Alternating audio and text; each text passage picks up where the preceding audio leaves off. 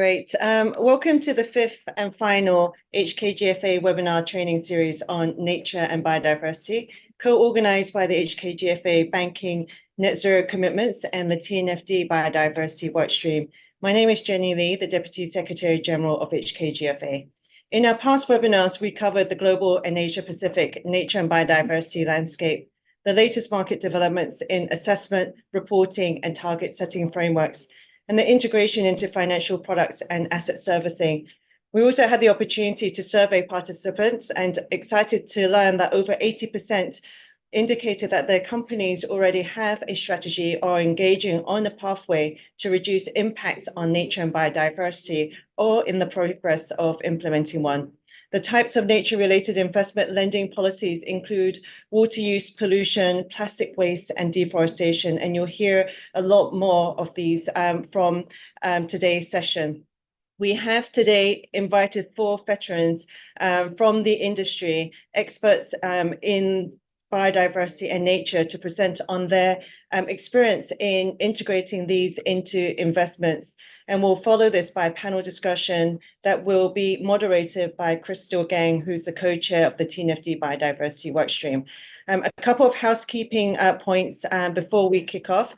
Please do put your questions in the Q&A. We will have time at the end of the panel discussion to answer any of these questions. And do complete the survey at the end of this webinar to claim your SSC CPT points. So without much further ado, I would like to welcome our first presenter, Antoine Reyes, Investment Director, Natural Capital from Mirova. Antoine leads the development of natural capital activities across various funds in the Asia-Pacific region, supporting fundraising, capital deployment, and provides operational support to companies and has deep expertise in this space. So without much further ado, I'll pass the floor to you. Thank you, Antoine. Thank you very much, and hello to everyone. Thanks for the opportunity to speak today. My name is Antoine Reyes. I'm Investment Director at Mirova for natural capital activities in the APAC region. And I've been asked to share our practical experience for this 5th session of the Biodiversity Workshop, as Mirova is very engaged on biodiversity topics. So I'll give a quick word on Mirova before we jump on the slides. We are a global sustainable finance manager and one of the leaders in this field. The management company Mirova was created 10 years ago, and we manage, as of today, $33 billion of assets. These are all Article 9 funds under the SFDR regulation, and we're also a B Corp certified and mission-driven company. We operate from 6 international hubs, and we are headquartered in France, and I'm based in Singapore. We are present across the full investment universe, from listed products to private sector. We can move to the agenda slide, please. So firstly, I will try to summarize the global framework applied to natural capital, which is relevant to all nature restoration and conservation projects, but also land use strategies such as agroforestry. And as a side note, we will have different approach for impact private equity, energy transition, for listed products. And Mirova launched, in fact, more recently, a thematic biodiversity fund for listed companies. So I will then show you more practically our methodology in 1 or 2 slides on how we assess biodiversity impacts. And then I will have 2 slides to showcase 2 projects which we think are relevant for biodiversity co-benefits and also biodiversity credit angles. Next slide, please. So as a forward, what you will see is the approach for natural capital, and it's described in the Mirova for Nature report that we publish annually. Mirova is also part of the International Advisory Panel for Biodiversity to try to structure and standardize methodologies. So we recognize there are many different initiatives around the world. So we decided to come up with a framework with a desire of centering biodiversity in the decision-making.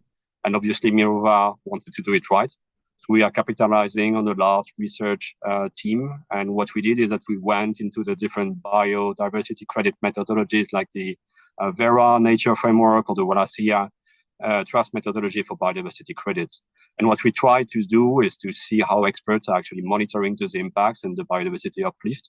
And so this is really what you will see here. There's a lot of work behind, and we try to align and simplify also and put the thinking into motion. So here in this slide in the blue box, at the outset, we decided that we can't look only at biodiversity from the angle of species level. So it wouldn't be complete enough in our view. And you can't also look at the super high level, like just take satellite imagery, for example, to measure ecosystem. So therefore, biodiversity is increased. So the link would not be that easy. we look into both ecosystems and species because we think they're interconnected, and that's where monitoring comes in, and we need metrics to measure both of them, which is on the left side. So the principle are, it needs to be measurable, so meaning there must be a good science behind methodologies to make it accurate enough. And it's still a challenge because lots of data are available and there is not much history to look back. So it must be detectable reliably and where you will see that change over time. If you look at, for example, changes in soil invertebrates, you know those are the types of things that respond quite quickly. So if you were to use the insect population as a KPI, you know that can be quite reliable and you are likely to see a change even from like year 1 or 2. Then it needs to be precise. So trying to use relatively standardized and acceptable methodologies that are, let's say, comparable, which is quite difficult because of the lack of exact comparability across different projects. So there is no point in having KPIs that can't be measured, but they also need to be very precise. So you can have a KPI like improvement in ecosystem services, which is too vague to be a useful KPI. It would be better to say improvement of water quality. So that's one element of an ecosystem service that's more precise and it's measurable. Then it goes to consistency. So before the investment activity starts, you need to develop KPIs for the baseline, and they need to remain the same to track change for the entire duration of the project. So if you decide to measure at the beginning soil organic carbons, for example, and then suddenly after 2 years, you decide you want to look at water quality, it becomes a challenge because you only introduce water in year 3. So you don't really know what it was like in year 0 unless you had measured it at first. And then lastly, sensitivity. It's like, can I actually measure this KPI physically? So it goes back to what I said earlier about insects being a good indicator, as they are so sensitive to change that you will be able to pick up an evolution relatively reliably and quickly. In particular, if you are using eDNA as a technique, you can check changes in the different insect species that appear in a particular area. Next slide, please. We have just seen now what to be careful about when selecting KPIs, and now we look at monitoring those impacts and available methodologies. So those are guidelines, and I think what's important here is that they are not prescriptive. This is very important as each biome has a different reality.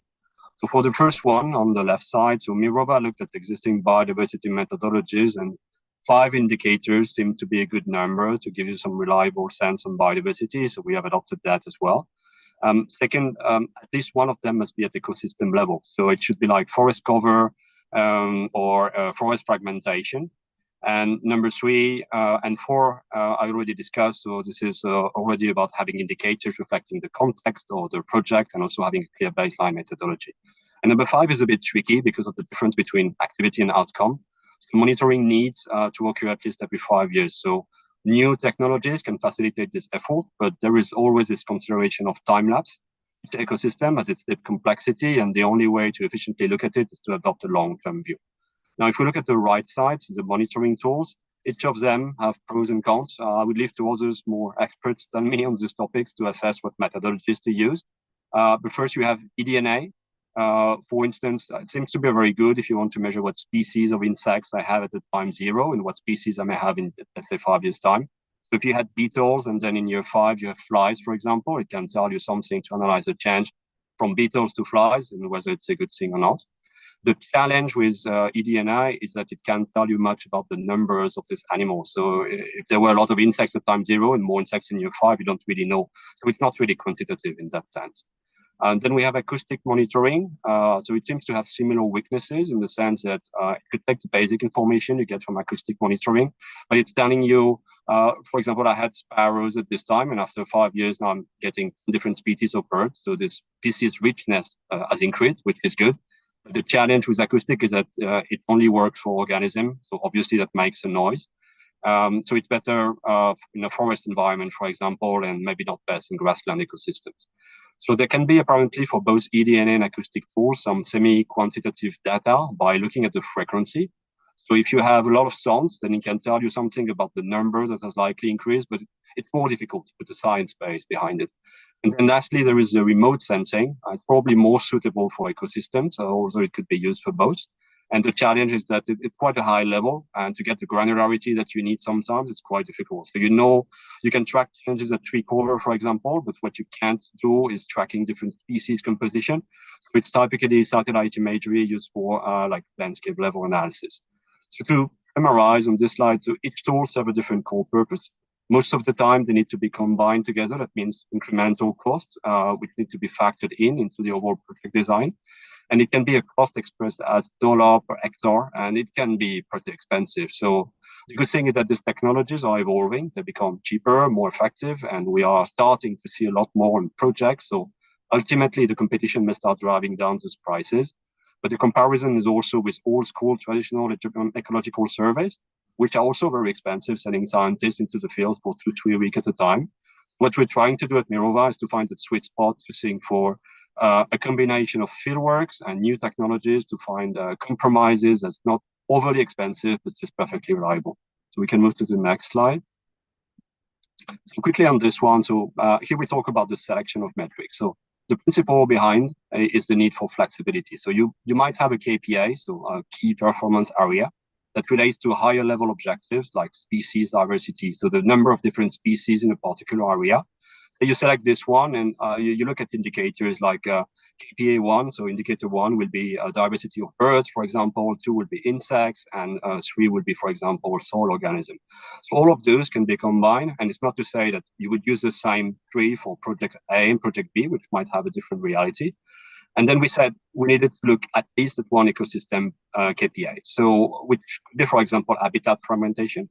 And there KPI indicators like connectivity with ecological corridors, like restoration of rivers or forest cover and numbers of hectares could be quite useful.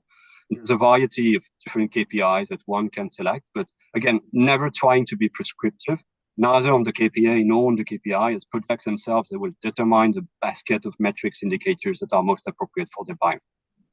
Next slide, please. So this is a project Reforestera, which is a case study I'm presenting to you. So it's a reforestation project for pasture plots in Brazil in the Amazon. It's a region with strong livestock farming footprint located in the Rondônia region. And over the past 30 years, farmers have cleared the Amazon rainforest to set up pastures and raise cattle. And after 30 years of overgrading, the pastures are decreasing in productivity, and human activity is making it expand ever more. So they realized that they have cleared around the watercourses present on all the plots, which are very vascularized. And those watercourses that were previously cleared have become dirty and degraded because cows are coming to graze in them. And there is at the same time runoff and soil erosion because there are no more trees. So this project aims to visit each farmer and dedicate between 2 and 5 hectares of their grazing plots along the river and to replant native tree species. And we count on average around 50 species per developed plot. So this is a project generating carbon credits, which are there to help financing the restoration of natural areas, and they generate biodiversity co-benefits. So for farmers, there is a benefit which helps them to comply with the law because it is normally an obligation to have protected areas, particularly around watercourses, and to receive all the technical support they need, advice and workforce to come and reforest their plots. And in exchange, they receive aid to make their plots more productive by applying agricultural lime to their pastures and improve yields. And we can move to the last slide, please. So this is the second case study. This is a company called Terrazos. This other project is an innovative biodiversity contribution scheme in Colombia, which is part of a broader regulatory framework of nature preservation, which is called the Habitat Bank. And it aims at both upgrading ecosystems with biodiversity credits and also to provide biodiversity compensation limited only to local Colombian companies, which have the obligation to compensate by law. So Terrazos is following this regulatory framework, which can only happen under very specific rules, which gave us comfort at Mirova. To be clear, we do not want to finance offset banks for biodiversity unless it is done in a very specific manner, which is the case here. So the project only applies for local companies and on a like-for-like ecosystem. That means that the compensation needs to happen exactly in the same biome. And the also comforting and positive aspect is that it is the law, so it is framed by an impact study. And this law requires that the compensation happens only locally and demonstrate that clearing was really the last recourse available. So this process is not open to foreign players and meets very precise specifications to map what is degraded on one side and also what is preserved on the other side. And Terrazos has developed a methodology following international standards. So they do it in a credible manner with proven scientific expertise. So it's a dual contribution, so to say, uplift with credits on the one hand and regulated compensation on the other hand. And we carried out external due diligence with a biodiversity consultancy, and they showed up that Terrazos had a very robust approach and that the activities implemented on the ground for monitoring impacts and positive contributions were scientifically proven. So we were reassured as a company by that, by the TBC study and the subject, and by the fact that it is a positive contribution system. So this was another example of work that has been conducted by Mirova. This is the end of my presentation, and I hope there were interesting takeaways for the audience.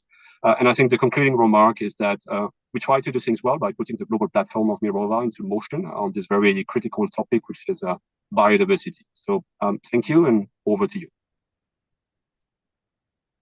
Thank you, Antoine, for sharing Mirova's approach and KPIs. And really, I think, interestingly, the use of enhanced monitoring technologies for, remote sensing, and ED&I and then really how we can improve, I guess, the capturing of data for scalability. Our next speaker is going to be Ben Ridley. He's a partner at ERM in Hong Kong. He has over 30 years experience across environmental consulting, corporate ESG advisory, and sustainable finance. And we'll be very happy to hear and learn more in terms of what his firm is doing right now. Thank you. Over to you, Ben. Thanks, Jenny. Can I just check? I saw my screen and it looked like I was a bit frozen, but I don't know how it appears at your side. No. Do I look alive? No, you look fine. Not frozen. Okay, great. Good morning, good afternoon, everybody. Ben Ridley, thanks, Jenny, with ERM. I'll share some ERM experiences. This is all of this experience. I mean, some of it is live, some of it's very recent, concluded earlier this year. All of it is over the last 3, 4, 5 years. Just 4 brief case studies. If you could just go to the next slide. This is basically the conclusion for everybody before we begin. If you think about nature, biodiversity ecosystem services, we know the state of the planet, the environment, the decline, the deterioration. I come from an environmental social risk background. So, the opportunity is reversing the degradation, the adverse impact, and moving us towards something that is neutral, if we can, through compensation, or towards something that could be net positive. Obviously, all of this is hugely site dependent. Whenever you consider biodiversity or ecosystem issues, entirely site or catchment dependent. So, that's your starting point. Sort of understand what your limits are in terms of the impacts that you can have. And this sort of takes you very practically towards sort of management solutions that you can think about how you finance. If you go to the next slide, this is the first of 4 brief case studies. Even without telling you, if you see the image in the top right, if you're, on the bottom right, these are black-faced spoonbills. This was a bit of work that ERM did in quite recent years for a developer and an investor, developer-investor in solar. This was in Taiwan. The base case here was degraded coastal habitat, fish ponds, gay, the sort of things that you would find in Hong Kong, up in the inner Deep Bay area. They have similar sorts of ecosystem assemblages in this part of Taiwan. There was a known ecological value as a bird habitat, black-winged stilt, black-faced spoonbill, which is what you can see on the solar array at the top of the screen there. The opportunity, therefore, was to develop a project in a way that also brought co-benefits to the wetland ecosystem. And so that was the target state. That was what indeed was done. So this is an investor, obviously, looking to put in assets that will generate energy that can be sold, but with that as well, sort of some ecological restoration from some pretty degraded habitat. Although the developer, the client, was a private entity, something like this, there was collaboration, I think, with civic society, with the public sector as well, some broader stakeholders. If you're going to bring life back to a degraded ecosystem, there needs to be management plan, investments. So there you've got a whole range of kind of activities that bringing life back into the fish ponds, through fish culturing, through drawdown, through having trash fish, and understanding the kind of the functional habitat piece that had been allowed to degrade. So that was the kind of a base case that was quite a lot of upside was anticipated. Quite a lot of long-term monitoring will be going into this as well. And it starts with establishing the ecological baseline, seeing the opportunity, having your key indicator species etc. So this is ongoing monitoring for this particular project. If you don't mind going to the next slide. This was an interesting one for us because quite often we'll be brought in to, as the lender's environmental social impact advisor. So we'll be looking at environmental social impact as conducted at the regulatory level. I won't say where this project was because it's a little bit delicate.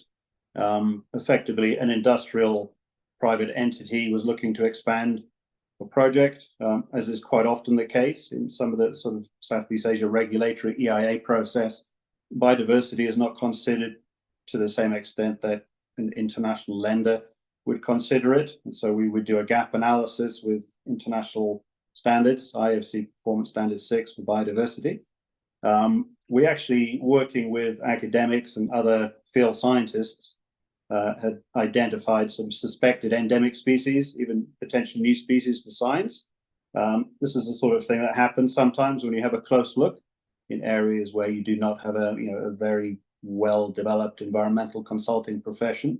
And obviously, the closer you go to the equator in this part of the world, if you get into sort of the wilds of parts of Borneo or Sumatra, and you assemble an ecological baseline field survey team, you might have 15 or 20 people. So Antoine's point, maybe sort of DNA-based air or water sampling might be a way to accelerate your survey work. Not hugely uncommon to identify new species ranges, in fact, in some of this work. And so that's exactly what happened in this case. So industrial developer looking to expand their operations from an existing footprint to some adjoining land, identifying species of critical conservation value, in fact. So kind of risk to some sort of opportunity to an awful lot of risk that needs to be managed. And so this is something that can happen. Probably not a delighted client in terms of what was the outcome, but good field science, you will quite often find pretty interesting things in relatively undeveloped areas. So next one, please. Okay, this is a little bit different. This is basically a corporate, again, in Southeast Asia. This is sort of live and part of the work that has been done to date. Gives you some idea of the sort of the interest and the outcomes. The corporate might come and say, well, what is biodiversity? What is ecosystem services? What has got to do with us? So they were interested in a sort of a top-down in terms of regulatory development policies that were coming in. They operate across the region. Maybe you're interested in the TNFD side of things in terms of providing the framework and ultimately the disclosure. But they obviously wanted to peg this to a lot of their assets. They were operational. What did they do about new developments around the region in terms of power installations, pipelines, etc. So sort of front to back strategic review takes us into quite a lot of interesting discussions because you're not talking to ecologists on the client side, you're talking to CFO, you're talking to COO, you're talking to people from risk functions, you're talking to engineering teams. So, a bit of a sort of multi-stakeholder powwow around, what does biodiversity mean for us? What should we do? Maybe if they don't have a policy, you start with a policy, you sort of set limitations, some strategic direction. And then on the other hand, at the project level, you make sure, as I just mentioned for the previous note on this other Southeast Asian site, you need to really understand what is there in terms of sort of the risks and the opportunities. So this is a much broader piece of work that we've been doing quite recently. This one is ongoing, and clients quite animated about potentially some net positive ecological opportunities from removing or rerouting some pipelines, and so some sort of restoration work in terms of reforestation, habitat enhancement is also on the agenda. So this can be sometimes at the corporate level, depending on the client industry, you can go into different directions with this kind of work. So a little bit sort of adaptive in terms of our approach to this one. The last case study, quite different, on the next, my final slide, in fact. This is a piece of work. If you're in Hong Kong, you might know this country park up in the Northeast New Territories called Robin's Nest. It was actually just designated a country park. It covers about 500 hectares. country parks in Hong Kong, you can imagine they're under quite a lot of kind of pressure from development around the fringes, a lot of recreational interest, but quite often a lot of biodiversity interest as well. So this was effectively the groundwork that the habitat is there. What would be required to bring it up to country park status in Hong Kong? So an awful lot of stakeholder consultation, a little bit of a mixed use, in fact, in this particular part of Hong Kong. There's some industrial heritage, there's some sort of military history, aesthetically beautiful area, not the easiest to get to. And so the discussions that we've been having, how can this natural asset be opened up? Discussion of maybe, do we want to put a cable car system in here? If we improve footpaths, is there a concern that you get too many people going in? You increase the fire risk, you increase the littering. They've got a bit of a problem up here with wild boar. How do you manage that population if people are leaving litter around? So, quite an interesting and quite a different situation to the private sector examples that I just shared. Effectively, if you are working with a sovereign, I think, Crystal, you mentioned earlier on, if you're looking at a green bond or anything around biodiversity with a sovereign, some of the lessons learned through this were quite interesting, because you can take, you're talking about a landscape level with biodiversity interest. You can't do everything. So where do you focus? Where do you prioritize? Where do you sort of give attention to the spend and the operational expenditure as well? So this one's a little bit different. I think I will leave it there, Jenny. Great, thank you so much, Ben, and also thank you for dialing in from Switzerland. Just in case you're wondering why he has a wooden door background, a little different from us. And also, look, I think it's really interesting to see the diversity and breadth of ERM's work around the region and also in Hong Kong. And I think one final point before we move on to the next speaker, that more than half of the world's total GDP, which was what you mentioned on your first slide, is moderately or highly dependent on nature, which then gives an investment opportunity of $10 trillion annually in terms of investments with nature positive outcomes. So I think that's a really important point to note. Also for the audience, don't forget to put your questions in the Q&A box for after the panel discussion. So next we have Jean-Marc Champagne. He's a principal and managing director of Seneca Impact Advisors. Before founding Seneca, Jim worked for WWF as the head of bankable nature solutions for the Asia Pacific region. He's really been instrumental in terms of expanding scalable bankable projects with a positive environmental and social impact. And some of his responsibility included those that were supported by the Dutch Fund for Climate and Development. So without much further ado, thank you, Jean-Marc. Please tell us more about what you're doing here in this space. Great. Thanks, Jenny. Thanks a lot. And it's a pleasure to be here to speak to everyone. And I see there's quite a lot of people on the call, so that's excellent. Some background, Seneca Impact Advisors. We are essentially an impact and development finance firm where we're essentially trying to catalyze private investment into environmental, or you can say nature positive and climate related projects. But yeah, so just to maybe if we move into the slide, the next slide. Yeah, so just to begin, to give a kind of an overview of everything. So the largest share of public finance for nature positive projects goes towards the protection of biodiversity and landscapes at about $76 billion US, or 46% of the total for 2023. However, it's important to note that half of this amount originates from 4 countries, really: the US, France, Italy, and Germany. China, though, you can say it's ramped up its public expenditures in this area, and it's having spent about $35 billion since 2017. But outside of these large economies, investment on biodiversity, it remains well below what is required in aggregate. Less than 1% really of national budgets are spent on biodiversity protection.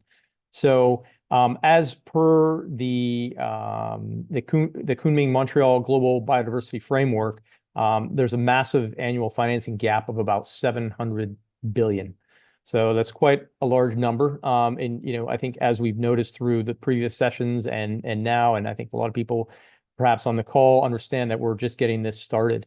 So therefore, we need there needs to be an increase in private sector investments. But I'd like to point out that the reasons why private financing has been low typically in this space is because there's a scalability issue. So you have scalability through technological hurdles.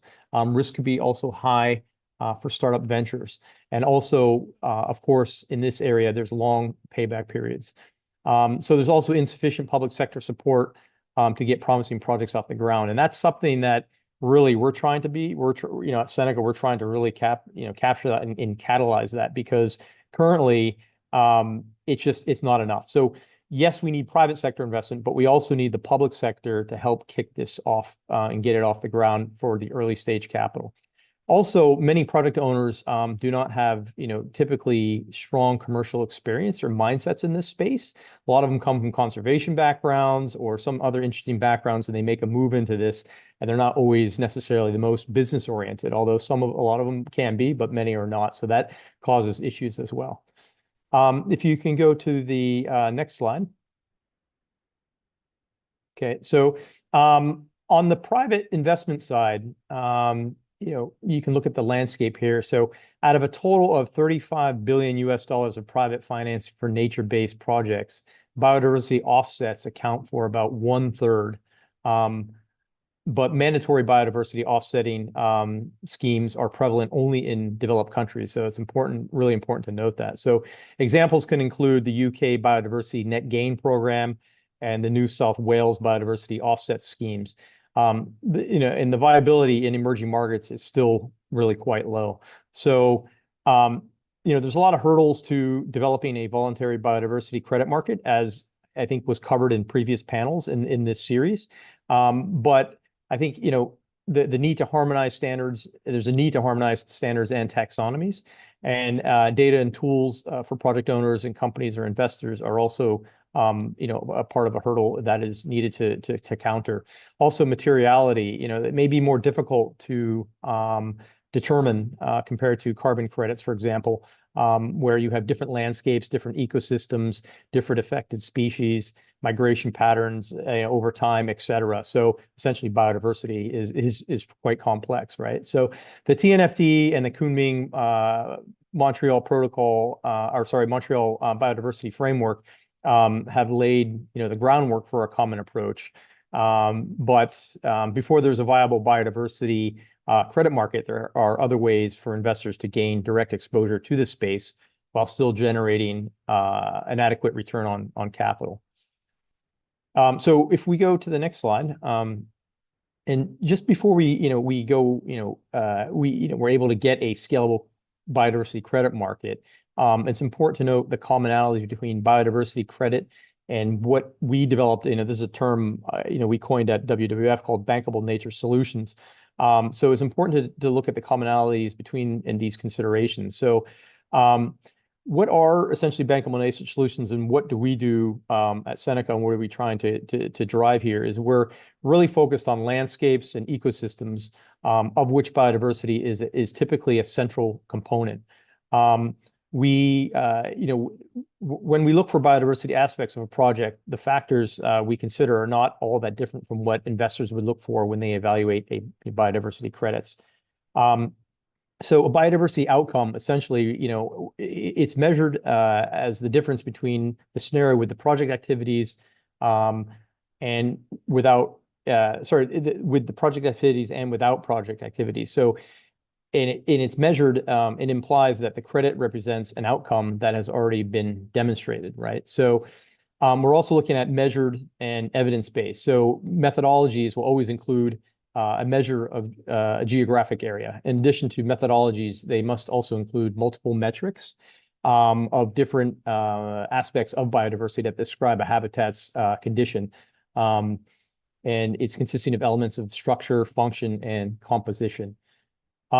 Durability also is something that we need to look at. So that refers to the quality of the credits, which relate to the period for which the positive biodiversity outcomes of a project are maintained without being reversed. Also, of course, additionality. Biodiversity outcomes must be additional to those that would otherwise occur without project intervention. So for bankable nature solutions projects, which is pretty much aligned with the same outcomes, the challenge is to develop a blended finance structures to ensure that there is sufficient catalytic capital for pilot projects to demonstrate replicability of outcomes and to fund feasibility studies and data measurement tools.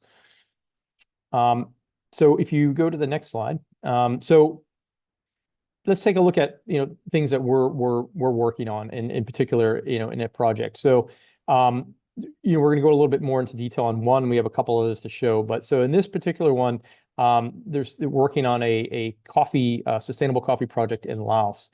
So the idea behind this project is really to get a much more sustainable way of growing coffee. So the broader context really, though, when we started this, is to help Laos reduce its heavy reliance on hydropower and pivot towards more sustainable sources of export revenues.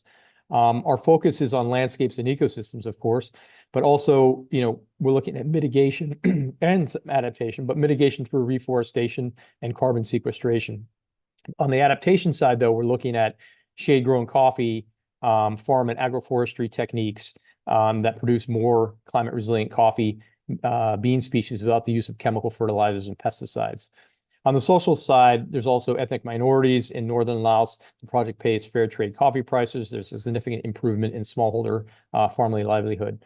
From a biodiversity point, agroforestry, you have cross-cultivation of coffee plants plus banana, cardamom, and macadamia trees, which provide much more diverse environment for 50+ land and bird species. So if you go to the next slide, please. So the coffee the environmental impacts, it's this is kind of a fun slide to look at. So I'll just quickly go through some of these interesting stats on the coffee industry's environmental impacts, but just to put it into perspective for everyday use. If you drink one cup of coffee, or so 1 cup of latte, for example, every day for a year, you're talking about 87.5 kg of CO2 will be produced. So that's the equivalent of driving from New York to Boston, or changing your phone 11,200 times. You'll need to plant about 4 trees to offset that. So over 50,000 liters of water will also be used. So our bankable nature solutions project can break this vicious cycle through the vicious cycle of deforestation, also the cycle of loss of natural carbon sequestration, soil degradation, biodiversity loss, and chemical pollution. If you go to the next slide. Great. So our impact assessments on this. So just to go through this on a higher level, though, we follow a science-based approach for the project. All major project outcomes can be measured, as you can see on the slide here. I won't go through each one, but ecosystem impacts from carbon sequestration to smallholder farmer income. The project covers at least 6 of the Sustainable Development Goals. And if you go to the next slide. Oop. I think we went by one. Go back one. Thank you. Yep. And so, yeah, so it's important to note, though, on this particular project in Laos that we're working on, the project pays farmers multiple times more than competitors based on fair trade coffee standards. So there's a big social element to this. So there are also requirements to prevent deforestation and monitor biodiversity management. However, complying with these standards, it's important to note that it's just a starting point. We'll be working with the project owner, the group that's developing this, to meet EU deforestation requirements. So that's really a big factor that we need to address in this project.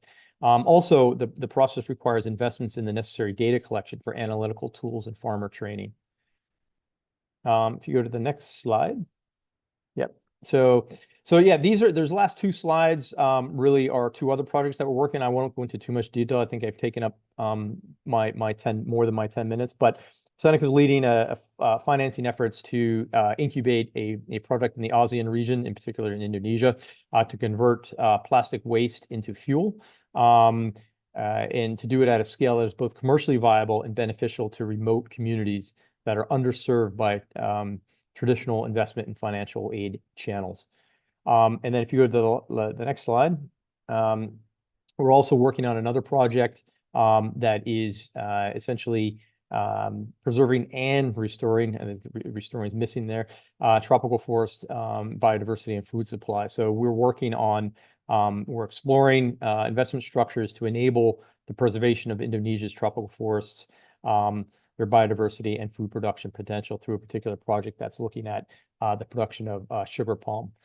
So if you go to the last slide, just I'll wrap up here with some key takeaways. So it's really for policymakers, project owners, and investors, but for the vast majority of companies and investors, biodiversity is a severely underinvested area. I think we all know that now.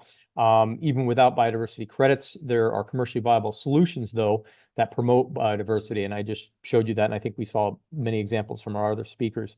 But biodiversity outcomes have to be well-defined, measurable, durable, and additional.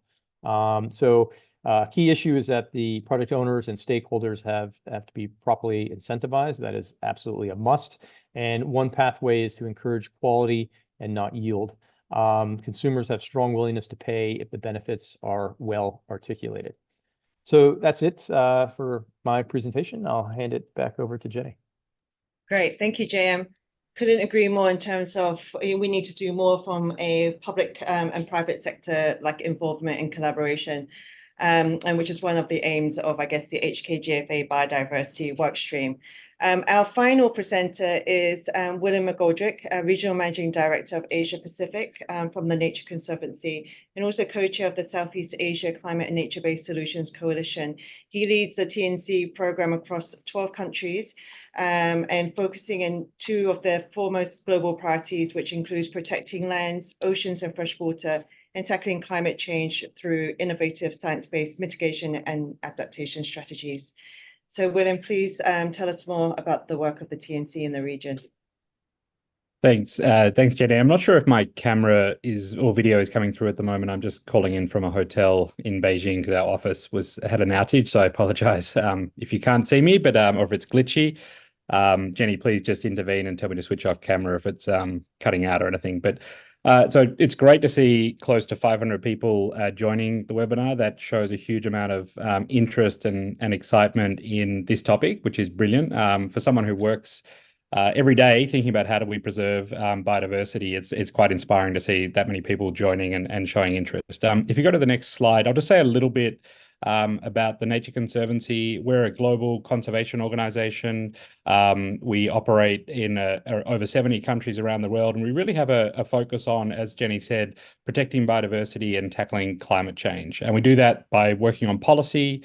We put a big focus on what we call equitable, people-centered conservation initiatives. And we're known for trying to unlock private capital through market-based incentives as well. So if you go to the next slide, this is just a bit of a snapshot of our geographic footprint. We have over 5,000 staff around the world. We're very heavily focused on science, trying to bring science into decision-making and help governments, communities, and corporates make better decisions for the environment. Next slide.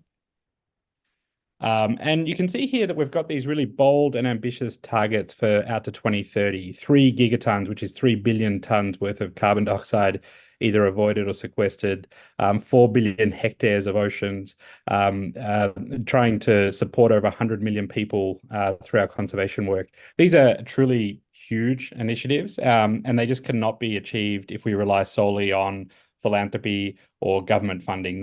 We need to find a way to unlock private capital. And I'm just going to talk about 3 examples where we are trying to use philanthropy and use other sources of funding to try and pave the way and unlock private capital.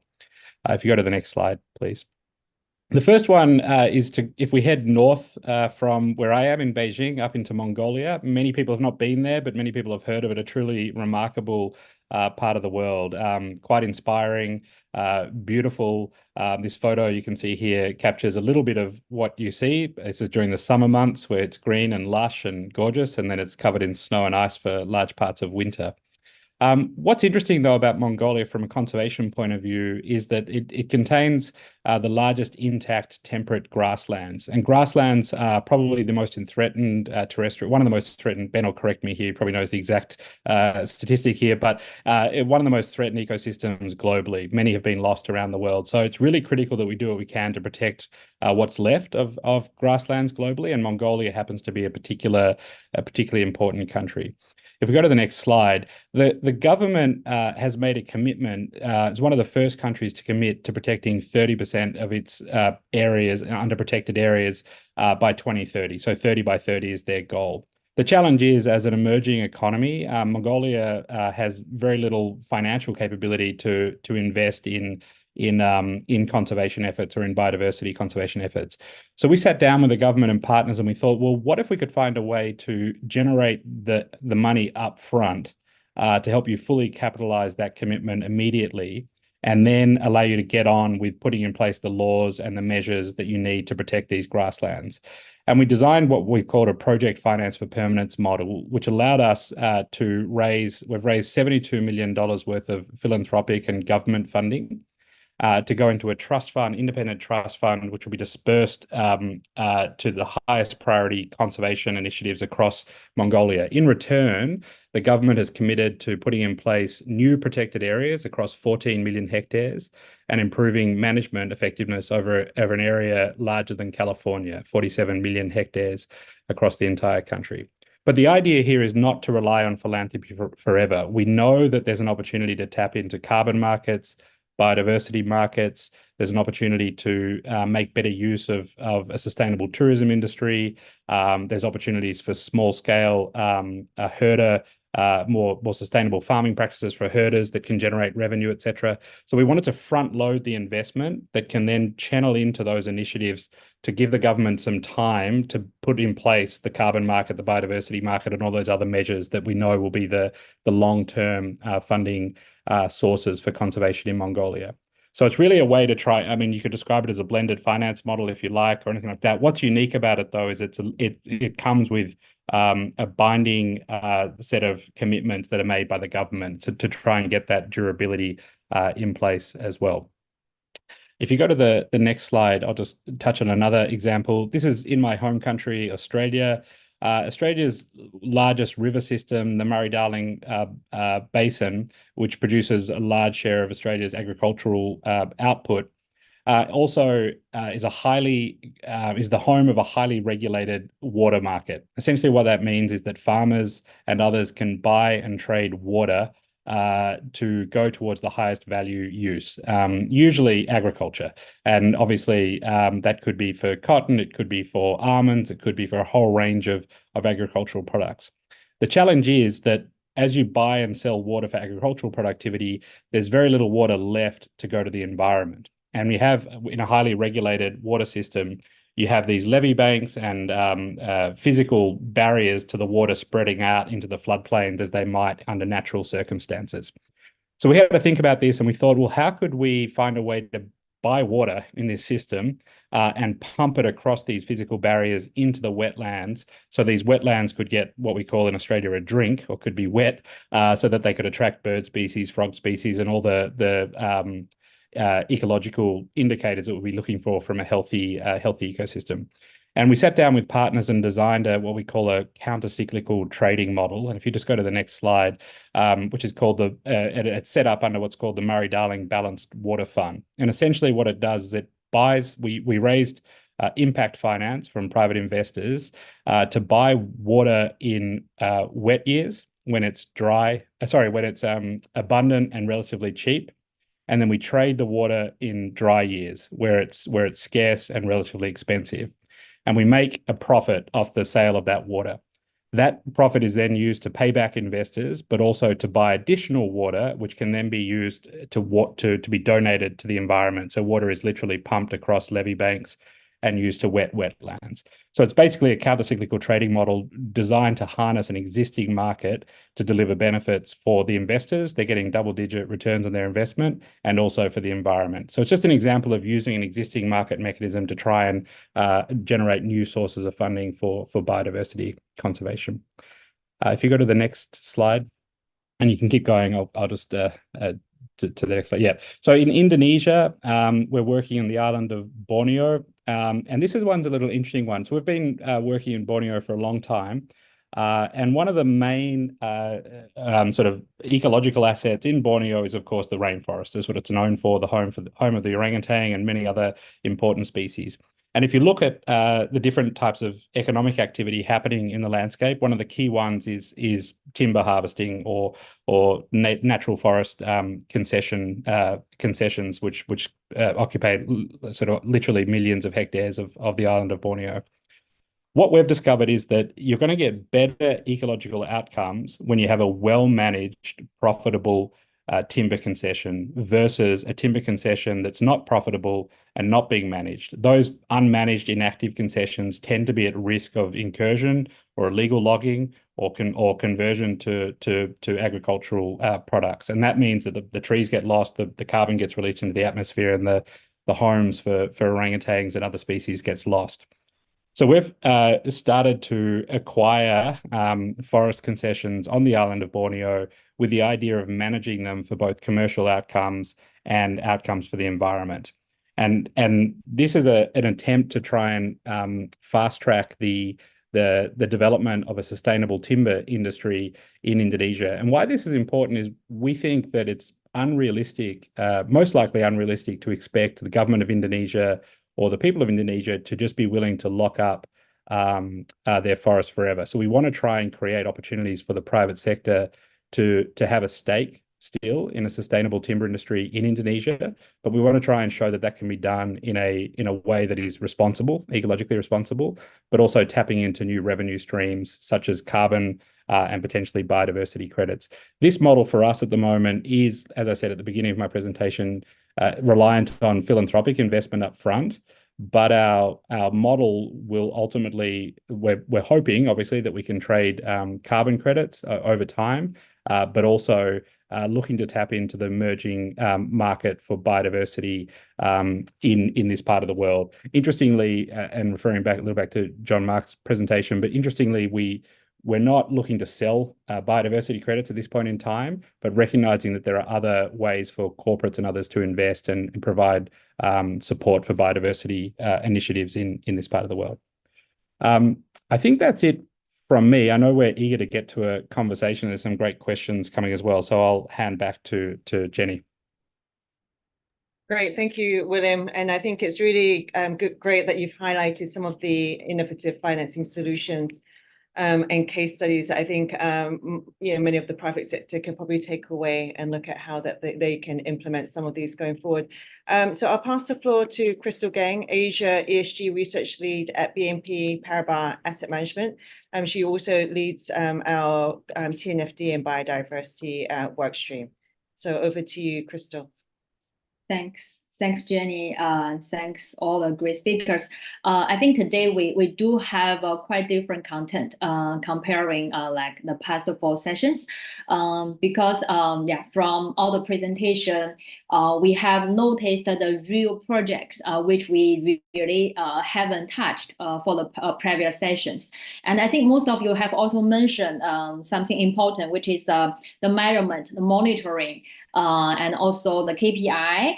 And the second key information I get is most of the projects or most of the area is under investment, and there are also we can also have a lot of the other channels to get more financial support to, no matter it's the private developer or it is the kind of public projects.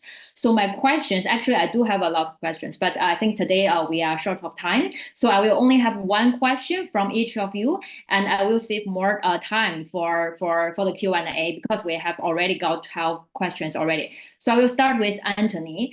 So Anthony, actually, we have read quite a lot of projects from your presentation. Can you give us more like how the experience has been on the ground? Like what has been successful if we talk about implementation, and of course in the other hand, Can you possibly give us some difficulties you have been facing?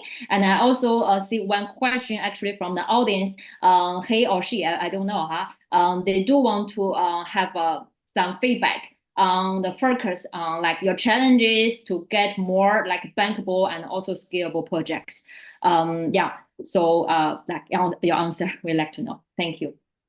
Yeah, thank you for the questions, and we'll take also the question from the audience. So the short answer is yes, it has been fully successful, and we have raised different funds on that strategy, and investors who are also working with us. They are accompanying us several times in the funds that we raised. So it is a good pathway, but it's not as easy as it sounds. So there are many hurdles on the way, as you can imagine. And I think, yes, there was a question in the audience on scaling projects in Asia. I think the primary difficulty that we get is identifying the right projects in the right regulatory context that are really matching what we are really looking at. The reality is that we are very hands-on partners on the ground, so we try to be very close to companies. And what works out pretty well is when we sit at the board of companies, and we also provide technical assistance directly on an ad hoc basis to the projects by identifying them during the due diligence. So this is what we did on the two projects that I mentioned on Reforestera and Terrasos. But that's really, in a nutshell, I would say, yes, it's possible to scale projects, and there are many of them. Now, there are not that many that are completely, let's say, fitting with that strategy that we are currently trying to deploy in our respective funds. I talk a bit about Forestera first. So maybe on some difficulties, challenges that we've been experiencing. Very practically, so there was a biodiversity monitoring plan which was established at the start of the project with a Verra certification. And we financed this project in 2022 before the implementation of the Mirova for Nature framework. As you can remember, I explained that earlier. And after 2 years on the project, we could see that there was a need to go beyond to improve the initial monitoring plan already in place since 2021. And so we've done a lot of additional work to try to promote biodiversity topics and improving on the management of this project. And what we systematically do at Mirova, if a project is already implemented, is that we ensure that the budgets and teams and expertise are adequate. So this comes back to the point on technical assistance earlier. And if this is not the case, we put those actions into what we call an ESAP, so it's an environmental and social action plan, to strengthen the technical expertise and budget while ensuring that it is adequately calibrated. And so when the projects are not yet mature, and if they don't have, let's say, the internal expertise, we also have a partnership agreement with a consultancy firm that is called Biotop. And Biotop is one of the biodiversity experts with whom we have a framework agreement to call them on an ad hoc basis when we need additional resources and maybe expertise. So we could seek, for example, there for Reforestera, the support to update the biodiversity plan, and we ensured that the budget was sufficient to be able to process it throughout the entire life of the project. And another area that was also new to the project that required some evolution is that some certain technologies like remote sensing, which existed maybe 3 years ago, were not as democratized and easy to access as they are today. Now, today it has become quite essential, and it was obvious that we needed to reinstate in the project that kind of technology. And we also sort of better measuring an indicator, which is ecological connectivity, for example, between natural areas with specific tools. For that, we carried out various complementary soil DNA analysis, which we integrated into the monitoring action plan.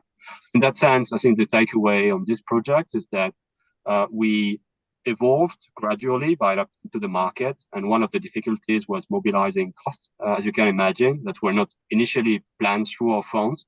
But we also received support from corporate partners who finance the project. So these are the kind of challenges that we can face in the initial design phase of the monitoring plan, which sometimes can be incomplete and requires an adaptation by changing project parameters and also implementing new monitoring techniques, which implies cost mobilization. So all of this is done also, that's very important for the audience, without much learning experience, because we cannot look back that much. So the feedback to say, yes, that's the best technology, for example, we don't have that. So biodiversity is an effort on the long run, and we try certain things at Mirova. Sometimes we are pioneering. We've shown that for Terrasos. But there will be certain things that we know will not work because we don't have enough perspective to know whether a particular technique is best suited or not. So I think that's the answer on Reforestera. And very quickly on terrazos, the challenge on terrazos is that we cannot yet say what worked well on this project, because it's a recent project, as you have seen. So we invested in the company back in 2023. When we invested, the framework of Mirova was already in place. So we ensured that the mechanism that we put in place by terrazos, they were robust enough from a scientific point of view. And I think the idea that also companies could not claim a concept of net loss biodiversity, this is really essential, was really key in Mirova's commitment in our decision making. And also regarding positive contribution with credits, we're still at the start of this initiative.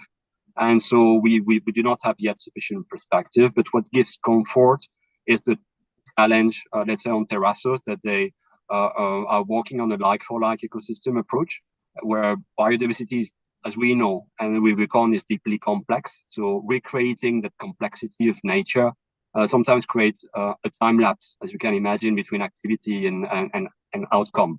So we reckon that the challenge of it, but by being local and with proven scientific background, and all of this under a positive Colombian regulatory framework, give us comfort. So that's really in a nutshell what we are trying to address. And also this is a huge, in the case of terrazos, mobilization capacity.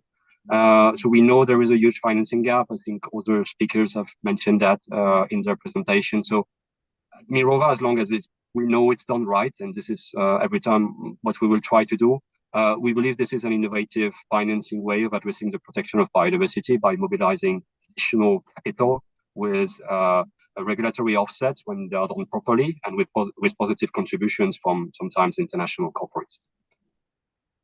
Thank you. I think we will follow very closely on what the projects going on in the future. But I'm sure, like with the more advanced technologies emerging and also the cheaper cost, we can do the things better. And then my second question will go to Ben. Actually, Ben, I know the projects actually you are providing consultancy the scope is covering different angles, like from stakeholder engagement, from engineer, and also including how to financing this project.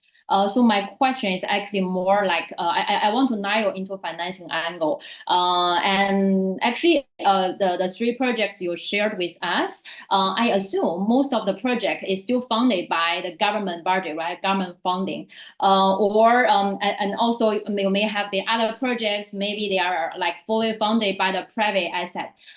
So when designing this project, no matter it's a private or government, how often does the project owner or the initiator they use sustainable finance tool? And what is when they are using, what is the real appealing point when they choose to use, and they are hesitating to not use it? And what is the challenge or the concerns they have in their mind? Okay, thanks for the question, Crystal. I'll try and answer it. I mean, I guess the point about sustainable finance or green finance, if we're looking at some kind of linkage explicitly in terms of a project is for conservation, can you somehow get a better rate, a premium on that? I think most of my experience in conservation projects where financing has come, it has not been sustainable finance. It's just been finance. I mean, on the public sector, I looked, in a previous life, I was working with Credit Suisse, including in the DCM space. I looked at sovereign bonds, just to touch on this, because I think it's a bit easy. If you think about landscape level opportunities and where will you find nature, we'll mention Mongolia. I know the Mongolia sustainable bond. I don't know if that one went to market, but biodiversity issues were quite prominent in that one, where you've got a sovereign is looking to, carve out, conservation objectives within a broader financing sort of structure for debt. So that was an interesting example. I've seen something similar in Indonesia. I've seen something similar in the Philippines, where conservation is in there. But I know that quite often much of the proceeds, they'll go for other things. So a lot of the proceeds won't ultimately go to conservation. I mean, you'll have your your list of potential proceeds. It could be reforestation, afforestation that might serve multiple purposes in terms of catchment management, in terms of sort of protecting water resources, etc. I'd say in my experience, financing conservation for conservation's sake, I haven't seen a lot of it.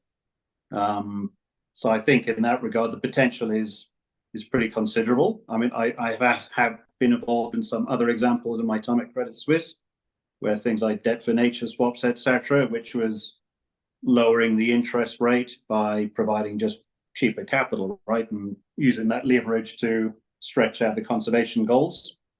So it happens. I think it is generally, you can get more of a, you can get a better outcome where you are dealing with an entity that has security over the asset. So like a national park or like a landscape level habitat. And so I think the sovereign opportunity is considerable.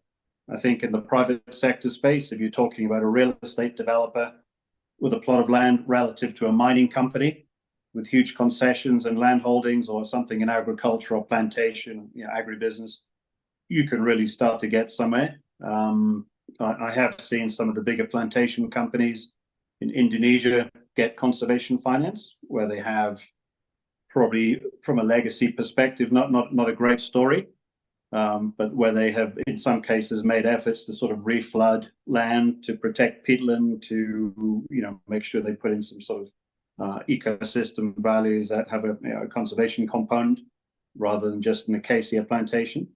So it can be done. I think, though, in my experience, the sort of tenure and the security over the land is pretty essential. So I would say, while you can get somewhere with conservation finance in any asset or project, it's true. Investors, banks, they're looking at some sort of scale. I mean, unless you're talking about impact finance, you want to get a bit of land and security over an asset where you might be talking about the hundreds of the thousands of hectares. And you can take an adaptive management approach in that context as well. Yes, I think it's a fact, because if we are talking about the project, especially in the nature conservancy, those kind of projects, of course, it's not easy for the private sector to chime in, and so that is why, if we are talking about sustainable financing, which is even harder to be kind of incorporated into the financing scheme. But then I think if we are following this question, I can also ask the opinion from William. What is, I think like you and Ben must have been involved in a similar projects. What is your view saying, like, when it comes to raising impact capital for the biodiversity outcome? And also one more thing, Ben also mentioned, like maybe sovereign or sovereign bond or sovereign whatever, this kind of fund can play a bigger role in this regard. And at the same time, we all know, like a sovereign, they are actually exposing the greater risk for natural loss. And this kind of natural loss will be reflected in the secondary trading level. So do you think, like, the public side also need to pay more attention, even from like the direct budget or some subsidy for the private, or even blended finance you have mentioned? William? I think William, he's phrased.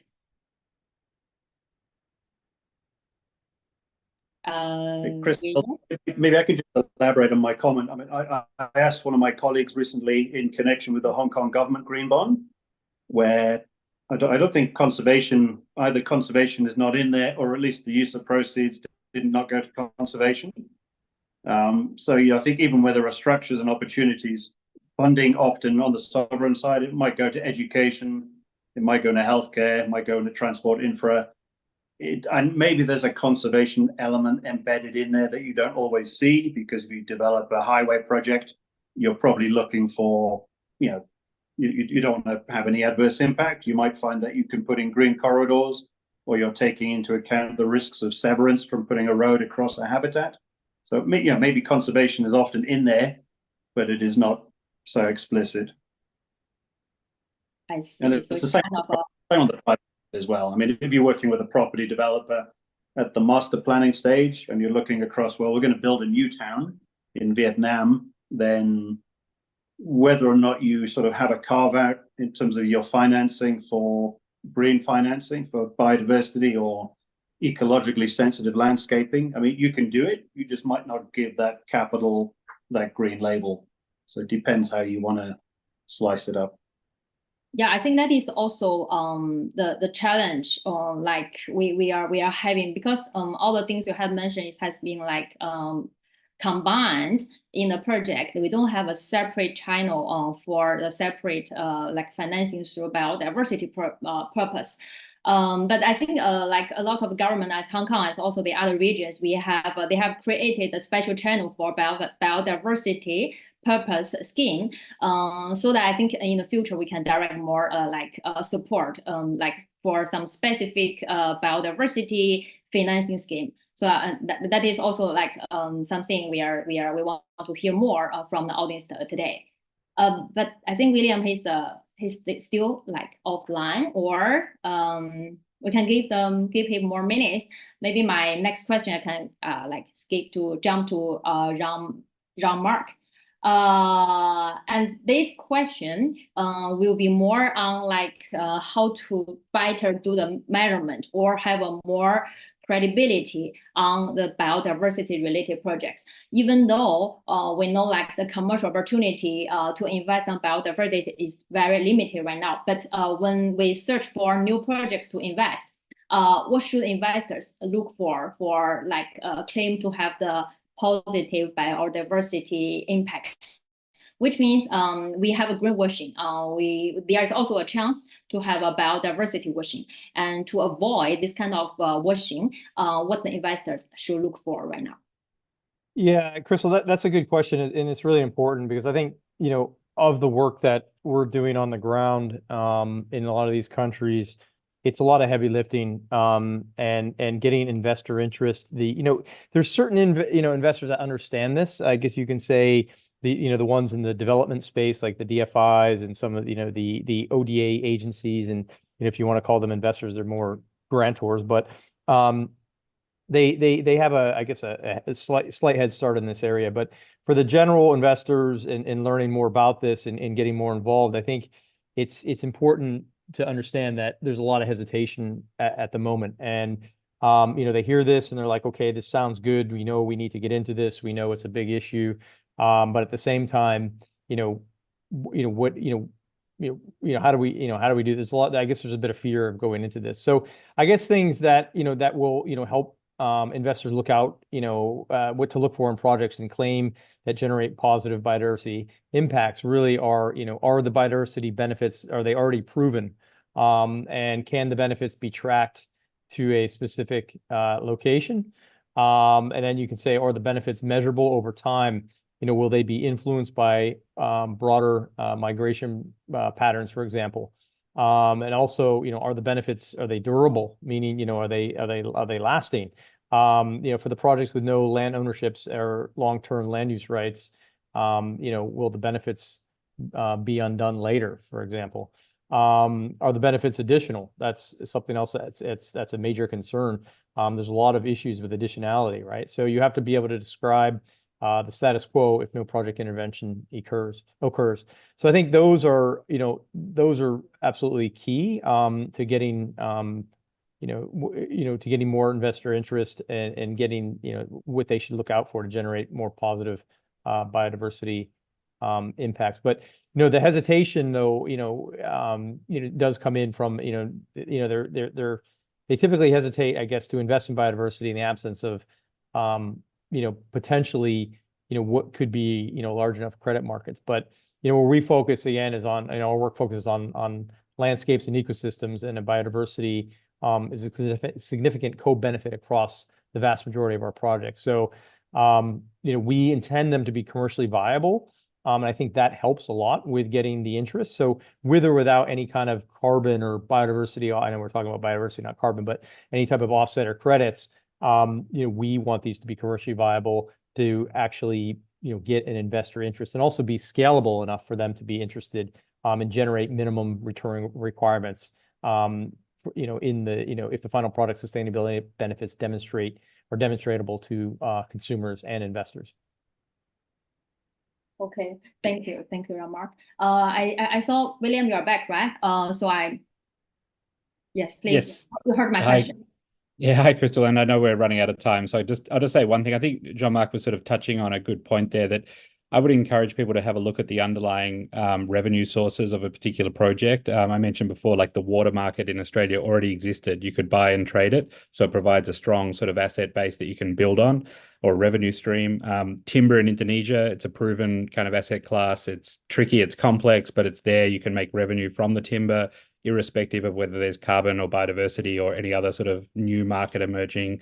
You can look at shrimp, for example, sustainable shrimp farming across Southeast Asia. There's a big opportunity there. Again, just look for those opportunities where there's another revenue stream and not just relying on biodiversity credits, which we hope will emerge and we hope will play a big role over time. But there's lots that can be done in the meantime. I think that's what Jean-Marc was sort of emphasizing, and I really encourage people to think about that. But I know we're out of time, so I'll hand back to you and to Jenny, but thanks everyone.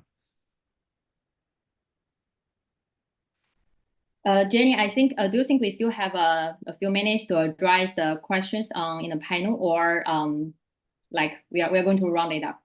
I think we'll wrap it up for now, and we'll basically, for the rest of the questions, if anyone online has any questions for any of the speakers, please do free to send those through to us, and we'll hope to get those the answers back to you.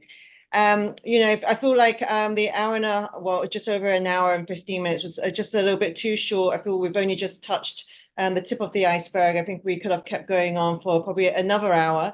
But just the key observations and commonalities across all speakers. This is an incredibly deeply complex topic and subject. It requires collaboration across multi-stakeholder engagement, and also the need for public and private financing. Sincere thanks, I guess, to Crystal for your great moderation, your support as well. Antoine, Ben, Jean-Marc, and William for your sharing today, and also our participants for joining us. And lastly, not forgetting our Secretariat team, Phoebe, Vivian, Lewis, and Andrew and Chun, for making this series of webinars possible that has received over 2,000 participants. So please do continue to follow us on LinkedIn, and we look forward to catching up with all of you again soon. Thank you.